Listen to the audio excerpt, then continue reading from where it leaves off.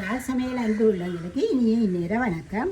இன்றைக்கு நாங்கள் சின்ன உருளைக்கிழங்கு வச்சு ஒரு பிரட்டல் கறி செய்ய போகிறோம். வாங்க பார்ப்போம். இது சின்ன உருளைக்கிழங்கு, இது கடையில் இப்படியே விற்குது. இது ஒன்று எங்களுக்கு புறம்பா வேணும் இந்த கிழங்கு, அதை நான் என்று சொல்கிறேன். இது கறியாக்க போகிறோம். உள்ளி, தேசிக்காய், தக்காளி, மிளகாய், உப்பு இவ்வளோ இருந்தாலும் இது தேவை. வாங்க இப்படி செய்யலான்னு பார்ப்போம். வாங்க இதுக்குள்ள கொஞ்சம் உப்பை போட்டுட்டு நாங்கள் அவிய விடுவோம்.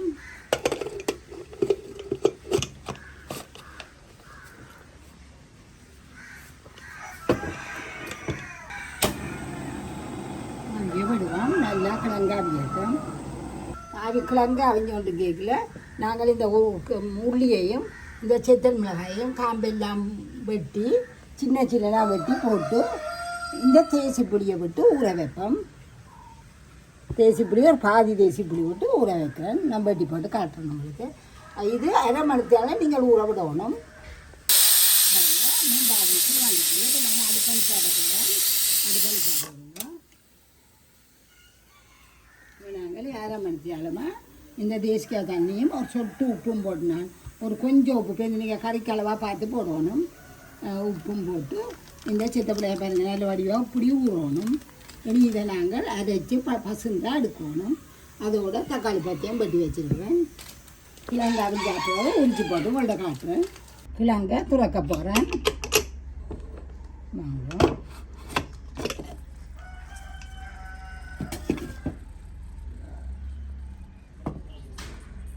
எல்லாம் அவிஞ்சதெல்லாம் இறங்கி இதை உரிப்போம். உரிச்சு போட்டு உங்களுக்கு காட்டுறேன். இதை புறம்பா உரிச்சு வைப்போம். இந்த கிழங்கை நாங்கள் அவிச்சிட்டோம். இதை நீங்கள் மெல்லமாக எடுத்து ஒரு மெல்லமாக அப்படி கையால் ஒரு வெடிப்பு வேறுறது அவ்வளோ இருந்தால் மெல்லமாக ராமத்தி ஒரு வெடிப்பு வேற செய்வோம்.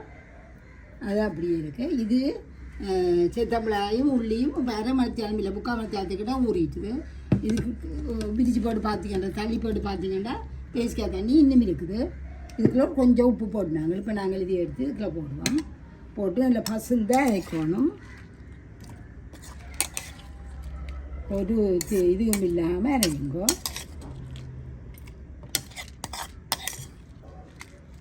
இதை கொண்டு அரைச்சிட்டு வரேன். அப்படி உங்களுக்கு காணாட்டி தேசிக்காய் தண்ணி காணாதீங்கன்னா கொஞ்சம் தேசிக்காய் தண்ணி முடிஞ்சு விடுங்க. இல்லாட்டி எண்ணெய் கொஞ்சம் விடுங்கோ. நான் எண்ணெய் உங்களுக்கு சொல்ல மாதிரி கொஞ்சம் எண்ணெய் விட்டு அரையுங்கோ. வாங்கோ பாருங்கோ நல்ல பசுந்தாக அரைச்சி வந்திருக்கேன். இது கொஞ்சம் எண்ணெய் விட்டு அரைச்சேன். நான் அந்த எண்ணெயே என்ன செய்கிறேன்னு இப்போ நான் உங்களுக்கு சொல்கிறேன். விட்ட எண்ணெய்ட்டு அளவை நான் இந்த காட்டுறேன். என்ன மாதிரி அதை குறைக்கிறதாண்டு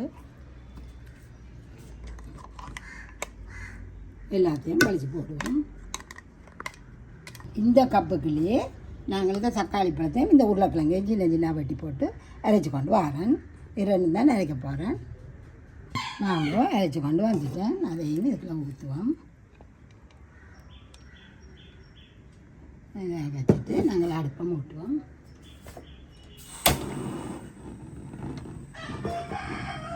நாங்கள் இதுக்குள்ளே நான் கொஞ்சம் எண்ணெய் தான் விட போகிறேன். 2 மேசக்கரண்டி அப்படி தான் விடுவேன். அந்த மற்ற 3வது மேசக்கரண்டி நாங்கள் விட்டு அரைச்சிட்டேன். இவ்வளவு காணும். சூடுகிற இதை போடுங்க.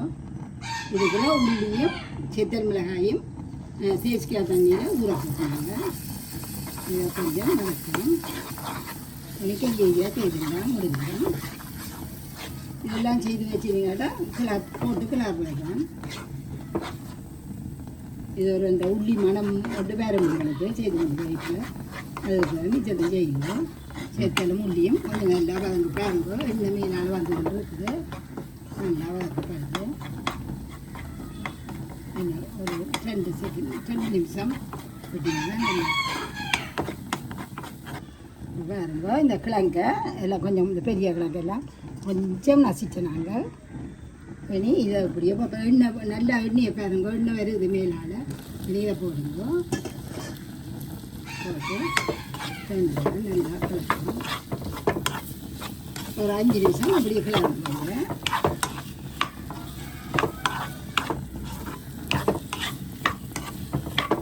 5 நிமிஷம் ஆச்சு. நல்லா கிளறி கொண்டு இருக்கிறேன். இது வந்து உப்பு உப்பு போட்டு தானே அரைச்ச நாங்கள். தேசிக்காய் புளி, உப்பு, செத்தல் மிளகாய், உள்ளி. இது இப்படியே பெருமா சாப்பிடுவோம், நல்லா இருக்கும் உங்களுக்கு. இனி நாங்கள் தக்காளி பழம், உருளைக்கிழங்கு அரைச்ச கிழங்கு இது வேர்க்கல அப்படின்னா உங்களுக்கு ஒரு சோத்துக்கு சாப்பிடக்கூடியதாக இருக்கும். அப்படியே நல்லா கிளறி மூடி ஒரு 5 நிமிஷம் விடுவோம். இதுக்குள்ள தக்காளி பழமும் உருளைக்கிழங்கும் மட்டும். இனி இப்போ நீங்கள் பார்க்கணும் உரைப்பு அந்த உப்பை. நாங்கள் உப்பு காணாட்டி உப்பு ஒரு கொஞ்சமாக தூங்குவோம். இந்த கிரேவிக்குள்ள நாங்கள் தக்காளி பழம் இதுக்குள்ள உப்பு புழையில தானே அதுக்களவாக போடுங்க. இப்போ நாங்கள் தான் மூடி விட போகிறோம். மூடிட்டு என்ன செய்யறேன்னு பார்ப்போம்.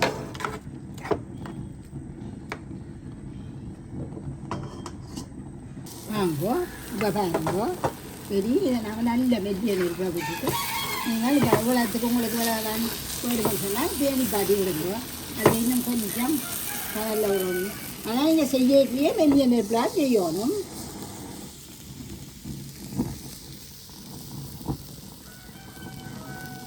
இது நாங்கள் பொரித்து தண்டி வைக்கிறோம்பாக இது நல்ல ருசியானது கறி. இப்பாட்டியில் 2 நிமிஷம் போக திறப்பம். வாங்கோ திறப்பம்.